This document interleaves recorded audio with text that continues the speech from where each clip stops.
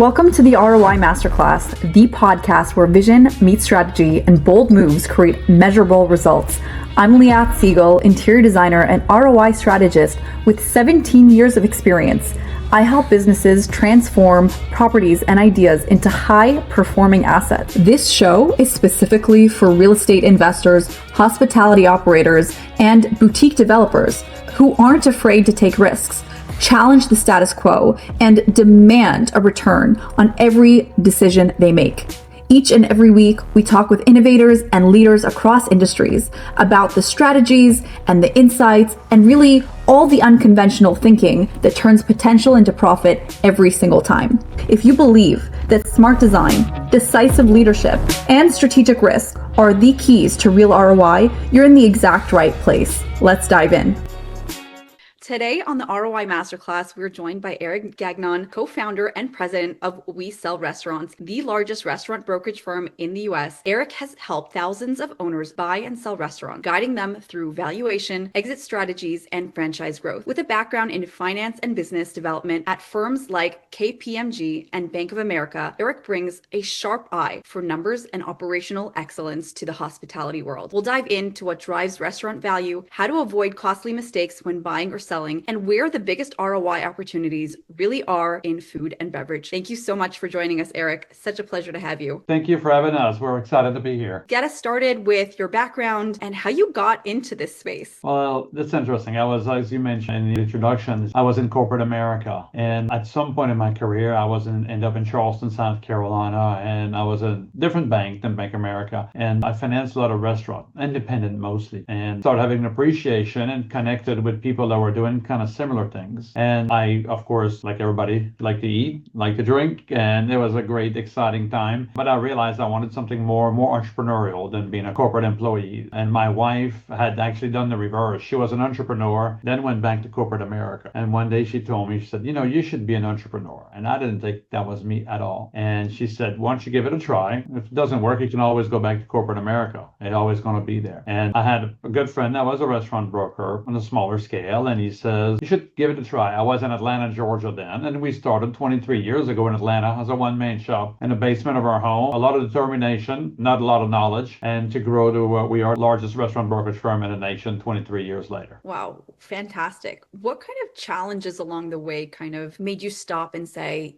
hey, let's go about this entirely different? One of the biggest things is when you start, I was a professional athlete as a background before that. So determination, failure is something that you encounter as an athlete. So I was not afraid of that. A lot of people are afraid of their failure or to get no. I remember one day I came home to dinner. My wife was still in corporate America, and she goes, how was your day? I said, it was a fantastic day. She said, you got a listing? I said, no, I got 9 people to say no to me. And she goes, how do you say this was a great day? Because I figured out by now, every 11th no's, I get a yes. 2 more no's, and I'll get a yes. That's the way you have to look at your business. And so when you have a mindset that's different, you kind of get yourself motivated and persevere a lot easier. So one of the things, as you mentioned, we work with buyers and sellers. And then for 3 years at the beginning, should we focus on buyer more? Should we focus on seller more? Seller has something for sale, buyer has the money in their pocket. Which one was greater? So we struggled. It took us 3 years. It really took me 3 years to go back and forward, finally, to make the decision. This is the focus of our practice. That was one thing that we struggled with for a little bit. And then as you keep growing further down the road, is scaling, growing. We're a franchise now. We're a franchise company. Our franchise, We Sell Restaurants 13 years ago. That comes with a ongoing forever set of challenges. And if you really care about your buyers, your sellers, your customers, your franchisee, and your team, as you get more and more constituents to the table, your decisions have to be a lot more thought of than when it was 2 people, in the business. It's getting more and more challenging to find the right solution and implementation of it. So that is very systems driven, obviously, right? The systems aspect of things is scalable, right? And that means that businesses could be, especially when they're tracking, you can't improve what you don't track. What is the number one thing that you think restaurants don't do today that they should be tracking and scaling and building systems within their business to do? That's a great question. I love that question.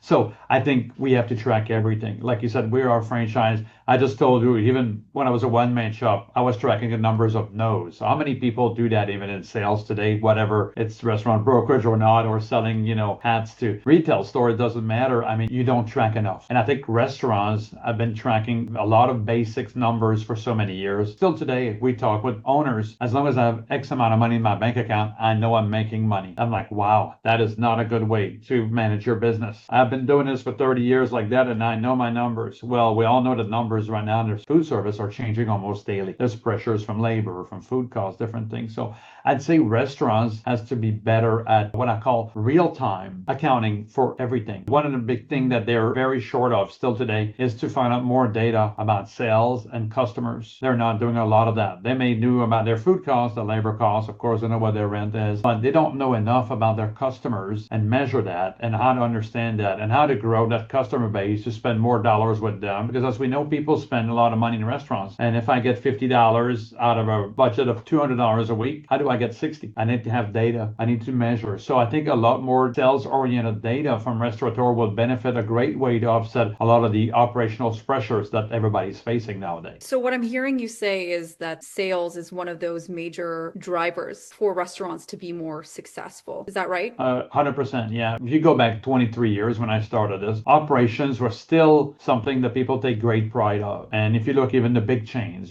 think about Applebee's, Chili's, and all these chains, the reason they were so good at what they do, they were able to be very consistent. They had great operations. They had great manuals, and they were going to teach about everyone that comes into their kitchen and their store how to operate the store and make, a great success out of it. But over the years, everybody has become better at operations because everybody focused on operations. Now, what do we have? You're in New York. I mean, how many pizza restaurants do you have in New York City? So many. Hundreds, probably thousands, exactly. So operations is not what's critical anymore. We have shifted to a more competitive model where sale is the key to survival. Take the example, Chick-fil-A, one of the most successful restaurant chain right now in the country, probably the most successful. Is this the best food? Is this the best at everything? No. They're really good at what they do. They're not the best, but how come they have achieved such a high sales numbers? Because they focus on their guests. They know how to deliver. They know how to sell the food. Of course, they're good at operation, but everybody else is. And that's what happened when you have operational leaders that are trying to increase sales. We don't have a lot of time to right leaders. Oh, we don't have the right skill. If you're a small independent operator as well, bring somebody in that can help you driving sales. If you know how to run the kitchen like nobody else, you and your wife and your family, bring people that can really help you with sales and start focusing on sales. That is the life and blood and the key to survival about every restaurant in America today. So many businesses really stepping it up in terms of operation or any other aspect. We see that it's a competitive landscape, and social media has really allowed people to get in front of their customer base. And you need to stand out in order to win more business, in order to be in front of more people and to get better reviews. What are some of those big drivers in sales that get people in front of their customers more and sell more? That's an interesting point because I see that time and again.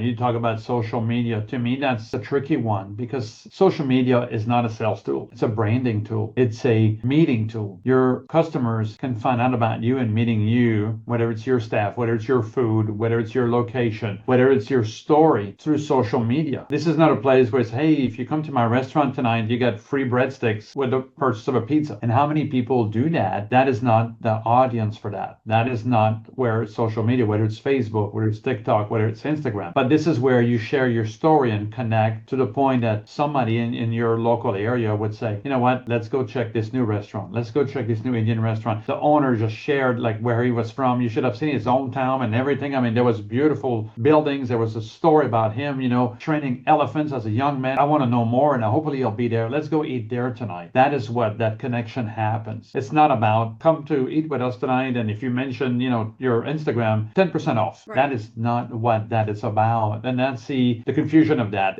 you think you can drive traffic through that. It's where people are failing. But if they are willing, so it's a lot of work. You have a podcast. I mean, it's a lot more work than just putting 10 10% off out there and they will come. It's about sharing story, building videos, building content, or about your staff, their stories, about your food, its story, where you source it, how does this dish come about, and show how you make this dish. Show behind the kitchen. How many people dine in a restaurant? It's like, I wonder what goes on behind these doors. Yes. Open your doors to everyone. And that's what social media has allowed people to do. If you remember 25 just years ago, people would go out to dinner and come back and they talk to your friends, you won't believe this. We met the owner and we got a tour of the kitchen. You don't hear that anymore. No. Because now most of the time you can see so much behind the door without having physically go in the kitchen, because you can look at on social media, their website, all sorts of different platforms that are allowing us 24/7 to see what's beyond the facade of the restaurant. And I think that's what people have to get that mindset in order to get success through these form of connection with the customers and the regional people in your area. You touch on such a good point, because marketing in a way that devaluates your company rather than elevating, that's not maximum ROI. Yes, maybe you'll bring in certain people into your establishment, but what is the mindset of those people that are coming in? We want to attract premium buyers. We want to be able to attract people who are going to value our services and our offerings. It's oftentimes when you're cheapening the brand that people will have more negative things to say, or,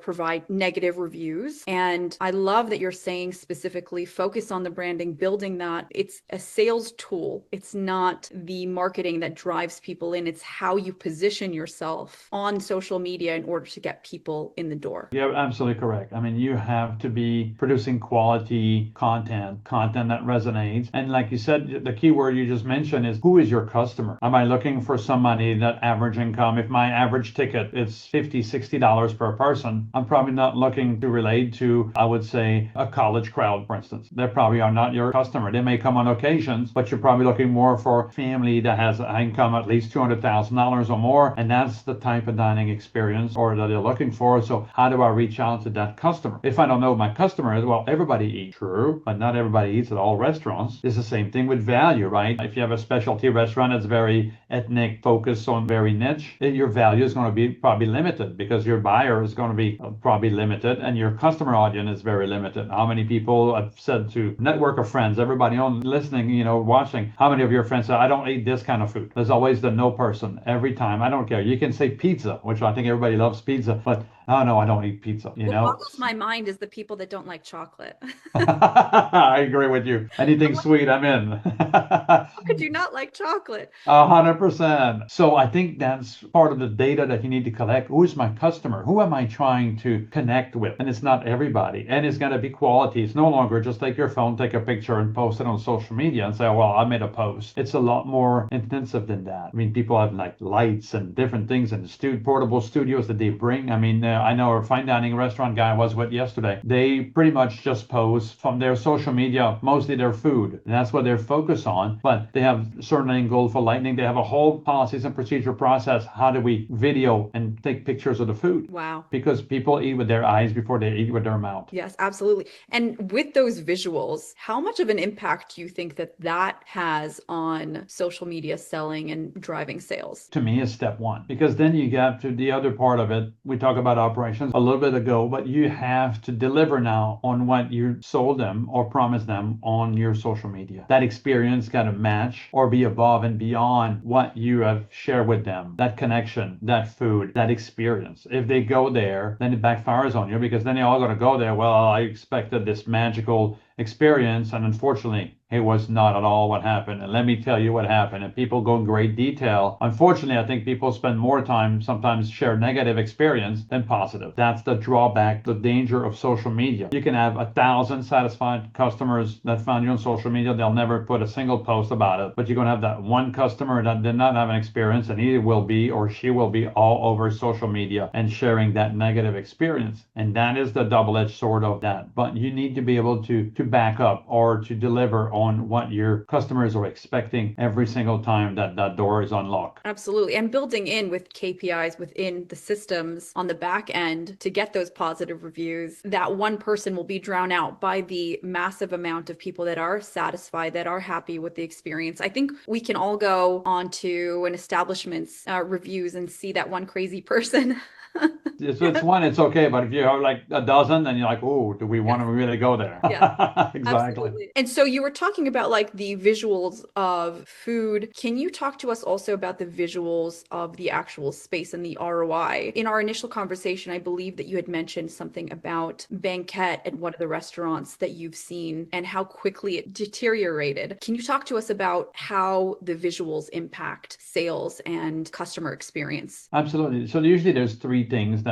are making the success of the restaurant, right? It's usually the food, of course, decor, ambiance, and service. These are usually the three things. And one of these three, you're going to stay open, but probably not doing very well. Two out of three, you're going to do okay, may make a little bit of money. Three out of three, this is when a restaurant really thrives and it's also financially successful. So two of them are really kind of people what they know. The third one, decor and ambiance, they a lot of time rely on experts like you or third-party people to actually help them creating that vision, because it's very a vision for them. They can create food. If it's a chef-driven concept, chef can create the food. He's got his vision, but he also has the tool to put that on the table. But he may have a vision for a space, but he is not a professional interior design specialist or for restaurants. So they go see experts. They try to create the vision. And the fine line, the challenge is a lot of these vision have gone out of hand from a financial perspective. It could be beautiful and people will come once, twice to show their friends, but if the food's terrible, they're not coming back. But you do need to have a decor that whatever you're trying to achieve, whether it's comfort, whether it's elegance, whether it's extravagant, a wow, a theme. How many restaurants like this, like Hard Rock Cafe, Planet Hollywood, they're a team restaurant. Most people go there to see what's on the wall, but because the food is not very great, but yet they've been around 40 plus years. So you have to be very smart and very careful, because that's where most of the money goes for restaurants. A lot of the money goes into the decor, the build out of the restaurant. So you must work with your experts and be very strategic and not overspend on that. You need money, more money than you think to operate. And if you look at the financial piece, right, you open a new restaurant, sales go skyrockets, everybody come check you out. But then they drop very rapidly, about 3 to 6 months. And then they start climbing, but little by little every month, because you have to regain all these customers, but these become regular customers. So you need to save that money for the rainy days or the tougher days until you climb. That whole cycle from opening to stability, it's 24 months roughly. So you need to have that. So when you start talking about ROI on your investment,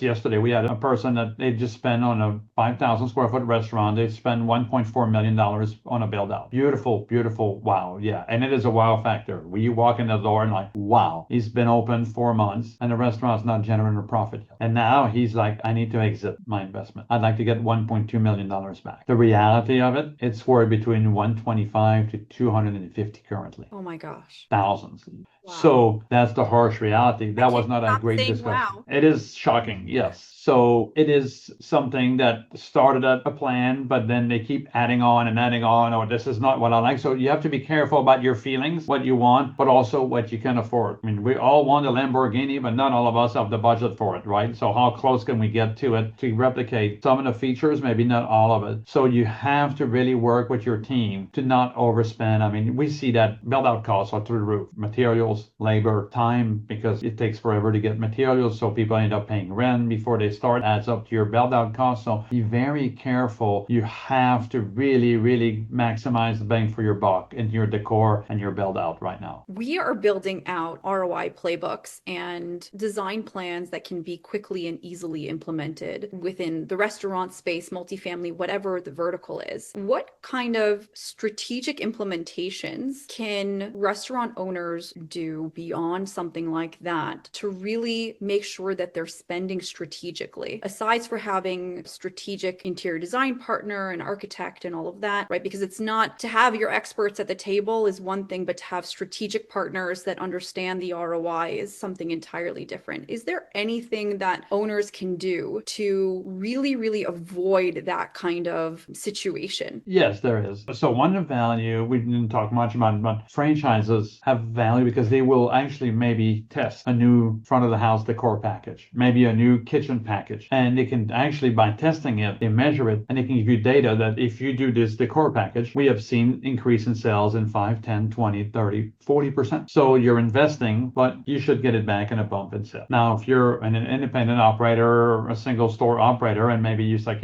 we've been having the same decor here 3 or 4 years, and the wear and tear and the place is starting to just show its age, we need to do something. Then you need to test. And maybe you look at your dining room into quadrants, halves, depending on the size of your restaurant, and maybe keep what you have as is, maintain good quality, then upgrade maybe 5 or 6 tables. Maybe it's new chairs, new table. Get the customer feedback. Can you get more? As people spend more time, people are more inclined to buy maybe, or if they stay longer, maybe they'll have another bottle of wine, which increase sales. Maybe they'll have an appetizer. Maybe they'll have coffee and dessert at the end of their meal versus just leaving because that chair is not as good. So test different things. Ask your supplier, I just need to get 1 table and 4 chairs right now, and I want to test that. Get the feedback. Make sure your staff is trained how to actually also present things to them at that table compared to the way you do it over here. So again, it's all about gathering data and be smart. Just don't go ahead and buy because that table was on sale online. You get 50 tables and 200 chairs and you change them overnight. And I've seen that. And people actually lost business because most of the customers did not like the new chair, the new table, or whatever it is. Or, they buy new tables and turns out the legs are so flimsy that now, they're like still having to put the old pack of sugars under the table every shift, to make sure the table doesn't move. Customer is not happy. Drinks are falling over. You just created yourself a giant mess. So you need to test little by little. Maybe you change colors of your wall, right? Ask your best customers. Don't be afraid to buy them a dinner, lunch, bring them over, your regulars, and ask them, what they think. That will make a special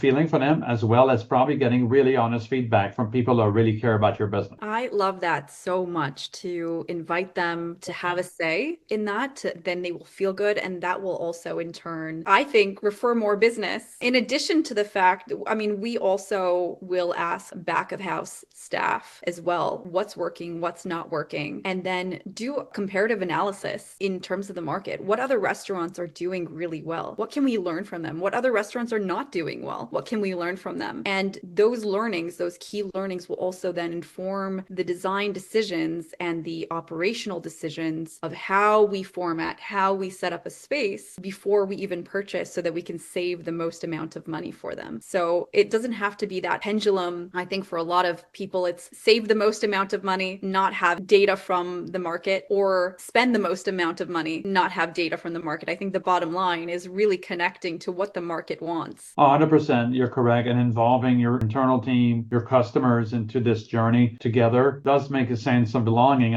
We talk about sales a lot of times to our owners, and they're like, well, they're like, you're the owner. Yeah, correct. So who's the manager? Well, these guys are the manager. Who's your bartender? Who's your servers? Who's your dishwasher? Who's your kitchen manager? And I said, who's in sales? And they literally, I get silenced 99% of the time. Oh my gosh. And they do not understand. And I said, why would I have people in sales? I said, well, because that's how you actually generate revenues, by having sales, and you need more sales. And I said, if you ask me, so, well, who should be in sales? I said, everyone, even people in the back of the house. I don't care if you're just a line cook, you're just the kitchen manager, you're not just that. It's okay to come out, and I want them to come out because they can see what the servers' challenges are. And I want the servers to go spend time in the kitchen to see the pressure when it's, oh my God, these guys, they can't get my plates out. That does affect sales, but vice versa. What happened, their challenges, if everybody knows, then it's more respect. Second, if you can teach your front of the house staff how to tell a story. How many times that listeners, viewers on the podcast here, you or myself went to a restaurant, would you like an appetizer? Period. No, I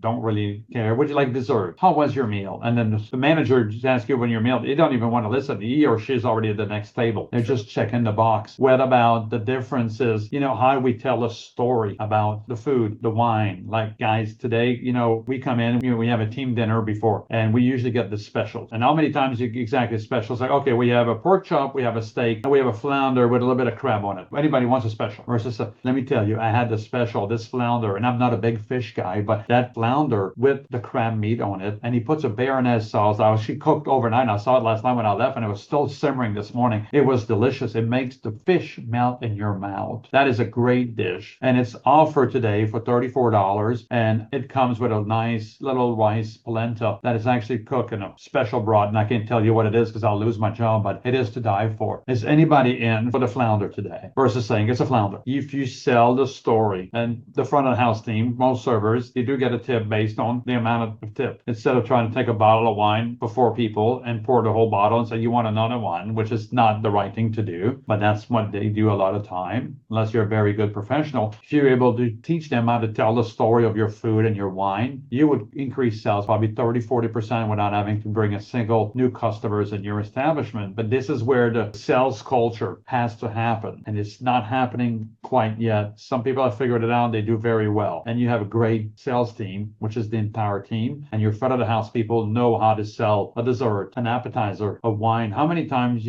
I'll tell you about the wine and I'll just bring you a sip to try it. I would say 90% of the time people will actually end up buying at least a glass or a bottle. I had a customer that had 30 Pizza Hut years ago, and he was one of the first guy, because Pizza Hut is over the phone, right? How do you sell people? He said, we just asked people, would you like a 2-liter of Coke or some wings? 64% of people said yes to something. Wow. 64%. There's the upsell. All they gotta do is ask. But if you don't ask, they will never take it. So now we're in the next level. You gotta tell them what it is. Would you like some? I guarantee you, people that owns a restaurant will have phenomenal transformation if they start working just on these simple tips. Yeah, they say, would you like fries with that? That's the model.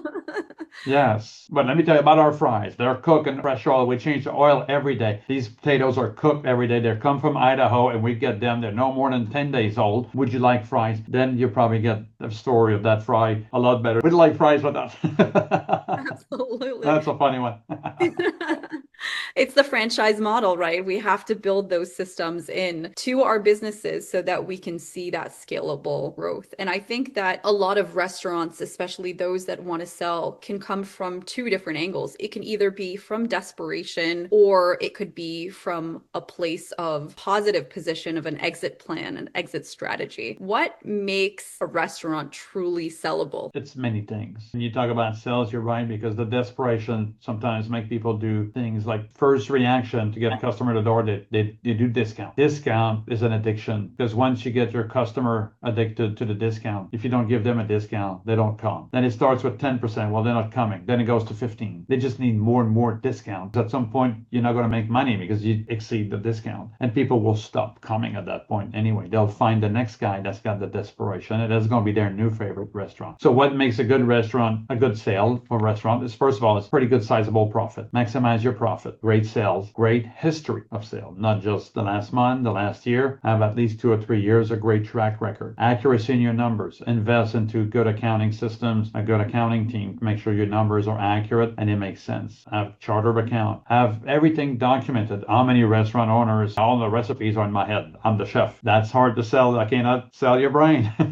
Document everything. Policies, procedures, system. Have a great staff. Got a good training system as well. Have the place that is presentable. Like, you would not sell your house. Your realtor would probably say, hey, you need to clean up your house. You need to wash the windows. You need to pick up your clothes. And the house got to be like a showroom, right? Well, how many people won't believe, like restaurants, like, you know, you may want to paint the bathrooms, clean the front windows, and clean the kitchen, maybe some steam clean it, because it's not going to be a great factor. So it's the same thing. Get your house in order, make it show well, but maximize your value will be maximized a lot more in your financial performance, and people will not pay you for potential, meaning, oh, if you do this and the other, you can make so much money here. And it's like, well, but you're not. So I'm not paying you for what it can be. I'm paying you for what it was yesterday and 3 years past. Exactly. I really love saying that perceived value equates to actual value, because, and it's even more than that based on what you're saying, because it's not just perceived, it's the actual value. It's the actual profitability of the company, their systems in place, but how it's positioned, how they position it is so important in order for them to be able to sell at a higher rate than they typically would if they didn't have all those things in place. Correct. And that's why a lot of franchise stores sell for more money, because they have already all these systems built in, supported by the franchise. So they are more valuable. So franchise units are selling for more money than independent restaurants usually, because independent restaurants don't have all these factors. Now, if you do, then you won't be having a discount. But if you don't, that's going to cost you some money that you're going to be leaving on the table. Exactly. I think it's Michael Gerber that talks about the franchise turnkey model. And he's absolutely right. It doesn't matter whether whether you're an actual franchise or not, if you don't have that turnkey model and those systems in place, then you're really leaving a lot of money on the table. Correct. Ask yourself as an owner, if I leave tomorrow, if I hand the keys to Eric, can Eric be successful without me being here for the next 6 months and tell him everything that's in my head? Does he have enough people and systems and documentation in place that after a couple of weeks of me being with him, he or she will be able to successfully take over the operations? And if the answer is no, then you need to find out where the holes are and plug these holes and improve that side of it before you put your restaurant for sale. Absolutely. And I think that goes also with the design plans too. Like, have your playbooks, know exactly what materials work down to the tables and all of that, so that you can track your ROI and you can implement. Let's say you want to open another store, then you have that information, that data to know, okay, this is the exact solution that we need to implement in order to get that high ROI. 100%. And especially in restaurants, like you said, you learn a lot from your first location. You know that in what you do, people put beautiful flooring in there. Unfortunately, it's not made or to sustain the rigors of a restaurant with hot, cold, liquids,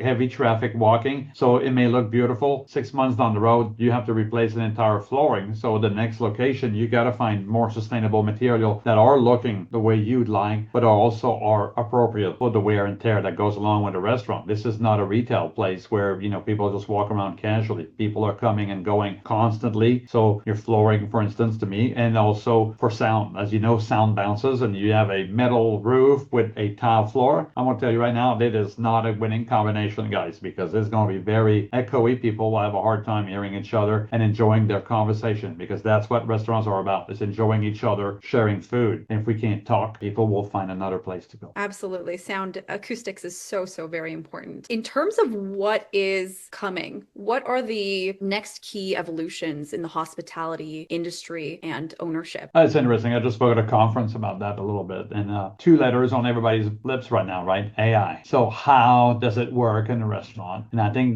there's 2 ways to use AI. There's customer facing and there's operations efficiencies. Depending where you are, I know right now they're trying to do AI in drive-throughs. If you have drive-throughs, they seems to be, a little bit more accurate. But how much AI do you want the customer to interact with? If you call, making a reservation, if you call, put an order in, is this the right thing to do? And also it's got to be customized to your story. It's not just a robot answering. You want that feeling that you have, that you're trying to create the persona of your restaurant. And you also have the operational sides, where can it prevent somebody from having an oven that says you cannot put the oven at 500 degrees, that will cook too quickly. It needs to be at 350. Remember that. Or is it also where you can train your staff to execute whatever it's recipes or checklists for cleaning and whatever it is? So I think there's 2 ways right now. But the biggest thing is none of these are $49.99 a month AI chat GPT that you get online and or the Google version or everything. These are all very expensive customized systems. But I think there is value. True story. Saturday night, my wife and I were driving back from the mall, and we decided to call Outback Steakhouse for a pickup order just to take it home. We didn't feel like going anywhere, but that was quick and it was on our way. She tried to order online, did not work. Okay, what's the next plan? Let's call the store. We called the store, nobody answered. 32 minutes, we're at the store, so now we're just walk into the to-go order, and that very nice young lady said, "I'm so sorry, I'm by myself back here." And she has one phone line, she's by herself, and there's orders coming on the computer, there's orders coming left and right. Could they benefit? And this is Outback Steakhouse, a very large, restaurant chain. Would they not be able to have, forget AI, a call center that centralize all the orders, and then they just dispatch it directly to the kitchen at the store that I'm trying to pick up at? So this is where people are not challenging themselves enough to measure efficiencies. And how many other people did not do what I did and just drove to the store and just like, well, we can't get in touch with them, we can't order online, let's just go to Applebee's or any other restaurants, that is in their market. I think AI is something that is emerging. To do it right, it's not as cheap as people think. And how to use it wisely. You spend $250,000 doing it for customer facing, and your customers is not ready for it, you just wasted your money. You might have been better off to work on your staff and have a better employee retention. So AI value right now is really big. And again, I didn't say discount, like value. People will pay for an experience, they'll pay for value. You're seeing right now the research of people like Chili's, because they see value. Is it the best food? Is it to die for? No, but they see value. So how do you promote value? Comfort. People right now in the world, it's really fast and very crazy. They want that 30 minutes, an hour and a half of calmness. And that's what a restaurant right now, they can offer that with some comfort food, healthy food, a little bit of everything. This is where people let's go there. This is what we want. It's a family of four or a couple or a single person, they want a few minutes. How many people you see in restaurants, even sitting by themselves at a table watching TikTok videos or something, they just want that 30, 40 minutes to themselves in a nice space with a good meal experience. Restaurants have to adapt to that. And that's more than just food. That's just more than just decor. It's more of an experience. I mean, I don't see a luxurious experience like you're going to go to a, per se or something like that, where you're going to be wowed, by some unbelievable food and decor and experience. But people want something that they are comfortable in from many different ways. It's not easy to get that, but that's what people have to do. The people that figure it out better right now, these are the ones that are performing better on the financial side. Yeah, it's really, really, really about understanding your market and being strategic in every decision that you make before you go and do the latest trend. Without that strategic plan in place, could end up costing so much more money. 100%, yeah. And things are expensive, so you can't afford to make mistakes. Most of the time, margins are very tight. So that's why we see people, I have I have third-party deliveries. Well, that's not enough anymore. You really have to have a system and all implementation of it that actually is going to deliver value, not just, I got AI, I'm one of the cool kids on the block. That is not enough. We need to have a very specific mission. How do we build it? Make sure it actually delivers time to time. We're looking at different things internally, not customer-facing AI, and we're testing, and because right now it's not always returning the right answer. And people right now, they don't even overlook how many times people use AI to cut and paste, put in an email like, did you reread this? We already are kind of a slave to the machine. Absolutely. Oh my gosh, what an amazing conversation. You are full of so many takeaways and so much wisdom for our audience. If anyone wants to get in touch with you to sell their business or buy one, how can they do that? Very easy. Our website is WeSellRestaurants.com. My email is sales, SALES, at WeSellRestaurants.com. And they can always reach us by phone, old-fashioned way. We still have real people answering the phone. For now. 404-800-6700. And I'd love to talk to anybody. We'll perform free evaluation. If anybody is considering selling, we would be more than happy to talk to them and tell them what their restaurant is worth at no charge. Amazing. Thank you so much, Eric, for joining us. What a pleasure. Have a great day. Thank you.